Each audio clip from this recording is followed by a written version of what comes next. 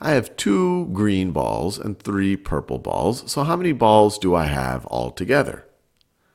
Well, that's going to be 2 green balls plus 3 purple balls is going to be 5 balls altogether. And you see that right over there. There's 5 balls altogether. We can count them.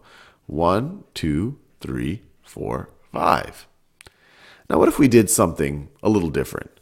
Let's start with the 5 balls. So we're going to start with the 5 balls, and you can count them again. 1, 2, 3, 4, 5.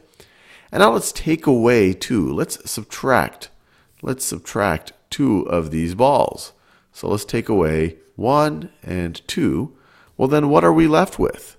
Well, then we are left with 1, 2, 3 balls. We're left with 3 balls. And you might already see a pattern here. 2 plus 3 is equal to 5. But if you start with 5 and you take away 2, you're going to be left with 3. Look at how this is arranged and look at how this is arranged. 2 plus 3 is equal to 5. But 5 minus 2 is 3. 5 minus 2 is 3. And it works the other way around. If I start with 5, and if I were to take away 3, so if I subtract 1, 2, 3, what am I left with? Well, I'm left with 1, 2.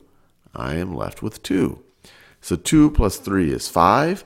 3 plus 2 is 5. We see that there, which is another way of saying that 5 minus 2 is 3, or 5 minus 3 is 2. Take a look at this for a little bit. This is a really, really important a pattern or a really important idea to understand in math. If you add 2 numbers and you get, if you add, say, a 2 and a 3, or you add 2 numbers and you get another number, well, if you take that number and you subtract one of these, you're going to get the other number.